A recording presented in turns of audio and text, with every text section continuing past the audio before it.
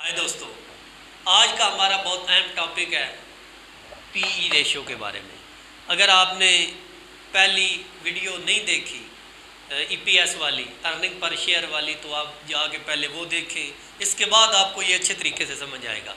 मेरा नाम है वकार बलवाना, तो आप जुड़ चुके हैं वैल्यू इन्वेस्टर बनने के लिए। तो आज हमारा टॉपिक है पीई रेशो। ये पीई रेशो होता क्या है? तो इधर मैंने लिखा हुआ है, जो पी है वो जाहिर कर रहा है प्राइस, शेयर प्राइस को। तो जो ई जाहिर कर रहा है अर्निंग को। अगर आपने अर्निंग पर शेयर वाली वीडियो देखी होगी तो आपको ये बेहतर तरीके से समझ आएगा। तो इधर मिसाल दे रहे हैं, कंपनी ए है, उसने 1000 रुपया का उसका शेयर प्राइस है और उसने एक साल में जो अर्निंग की है वो 100 रुपया की है। तो इसको हम जब डिवाइड करेंगे 100 से तो हमारा आंसर आएगा 10। तो इसको कहते हैं पीई रेशो। तो उसके बाद एक और कंपनी है, उसने 2000 का उसका शेयर प्राइस है और उसकी जो अर्निंग है वो 200 है। तो इसका जो पीई आ जाएगा वो 20 रुपये आ जाएगा, 20 रुपये। तो हमें लग रहा है जो कंपनी ए है वो सस्ती है और कंपनी बी हमें महंगी लग रही है। तो इधर मैं आपको एक सादा सी मिसाल देता हूँ। अगर मैं आपको कहूँ एक दुकान है, उसको आप ख़रीदें, वो आपको एक साल में 1 रुपया कमा के देगी और उसकी प्राइस है 70 रुपये। 70 रुपये की एक दुकान है, वो आपको साल भर में 1 रुपया कमा के देगी। तो आप कहेंगे यार ये तो बेवकूफ़ी वाला सौदा होगा। तो पीई रेशो में ये बताता है हम 1 रुपया कमाने के लिए कितने पैसे अदा कर रहे हैं कंपनी को, कितने गुना ज़्यादा पैसा दे रहे हैं। इसमें आपने ये नहीं करना पीई जिनका काम है कंपनियों का, आपने उसके शेयर बाय कर लेने, उठा लेने हैं। अगर ऐसा होता तो हर बंदा जाता, वेबसाइट चेक करता और उसमें कहता भाई जो जो काम जिनके पीई रेशो हैं उनको उठा ले, भाई सस्ते में कंपनी मिल रही है। तो ऐसा नहीं होता। ऐसे तो हर बंदा रातों रात इन्वेस्टर बन जाता, सीखना पड़ता है।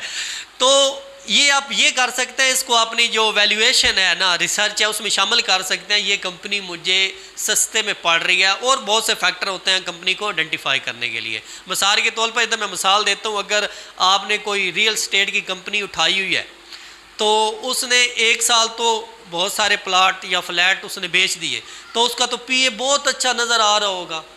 तो क्योंकि उसने अर्निंग बहुत ज़्यादा की होगी, अर्निंग जब डिवाइड होगी शेयर से तो वो तो ऑटोमेटिक बहुत छोटा आपको पीए नज़र आ रहा होगा। तो आपको क्या पता अगले साल फ्लैट बिकने के नहीं। ये जो रियल स्टेट वाली कंपनी होती है या जो माइनिंग वाली कंपनी होती है, इनके सौदे बड़े भी होते हैं और ये सालों लग जाते हैं। तो इस तरह कम पीए के चक्कर में भी नहीं पड़ना। और अब हम बात करेंगे क्यों नहीं हमें आंखें बंद करके कम पी वाली जो हमें सस्ते में मिल रही है कंपनी, उसमें इन्वेस्ट नहीं करना। तो हम मिसाल देंगे, जो पहली कंपनी ये है उसका जो प्रॉफिट है वो नीचे लिखा हुआ है। पहले साल उसने अर्न किया है 80 रुपये, दूसरे साल 90 रुपये और तीसरे साल उसने 100 रुपया अर्न किया है। वो अपनी जो रनिंग ग्रोथ है वो 10% के हिसाब से बढ़ा रही है। उसका पीए भी सस्ता पड़ रहा था। तो दूसरी कंपनी हमें उसका शेयर महंगा नज़र आ रहा था, उसका पीए ज़्यादा नज़र आ रहा था। उस कंपनी में अर्निंग की पोटेंशियल बहुत ज़्यादा थी, उसने अर्निंग बहुत ज़्यादा कर रही है। वो पहले साल उसने 30 रुपये कमाए हैं, दूसरे साल 60 और तीसरे साल 100 रुपया। हम पहली कंपनी में ये सोच सकते हैं अगर ये 10% से ग्रो कर रही है तो ये कंपनी अगले साल 110%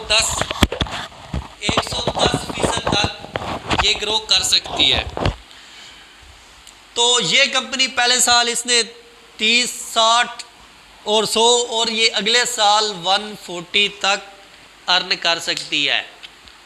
तो इसलिए जिसका हमें वक्ती तौर पर जो शेयर है महंगा नज़र आ रहा है, उसका पीई रेशो बहुत ज़्यादा नज़र आ रहा है, तो वो आने वाले सालों में 2-3 साल में बहुत कम होकर रह जाएगा। महंगी लग रही थी, उसने अर्निंग बहुत ज़्यादा दे दी है। आने वाले 2-4 सालों में जो ये कंपनी हमें महंगे पी जो जिसका पीई हमें महंगा नज़र आ रहा था, जो कंपनी हमें महंगी नज़र आ रही थी, वो सस्ती पीए से ज़्यादा परफॉर्म करेगी और उसका पी जो रेशो है वो भी आहिस्ता आहिस्ता कम हो जाएगा। आप सोचेंगे यार वो किस तरह होएगा, वो मैं आपको आगे चल के बताता हूँ। ये आपके सामने है उसकी ग्रोथ 30, 60, 100, 140। तो जो सस्ते पीए वाली है वो 80, 90, 10% से ग्रोथ कर रही है। तो जो महंगे पीई वाली है कंपनी, वो उसकी ग्रोथ बहुत ज़्यादा हो रही है, उसका पीई रेशो है वो उससे कम होगा उसकी प्रॉफिट की वजह से। कुछ मेरे दोस्त हैं वो कंफ्यूज होंगे किस तरह हमें महंगे पीई वाली जो कंपनी है वो किस तरह हमें सस्ते में पड़ेगी।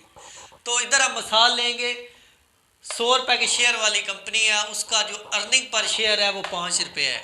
मैं पहले भी आपको कह चुका हूँ, हर वीडियो दूसरी जो वीडियो से जुड़ी होगी, हर लेसन पिछले लेसन से जुड़ा होगा।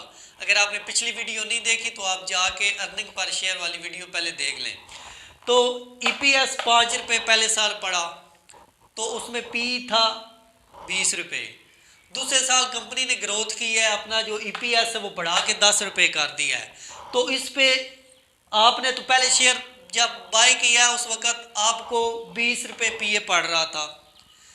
तो दूसरे साल जब उसने ग्रोथ की तो 10% उसकी अर्निंग हुई, तो आपका पीए कम होके 10 रुपये रह गया, क्योंकि 10 को 10 से जब डिवाइड करेंगे तो 10 जवाब आ जाएगा।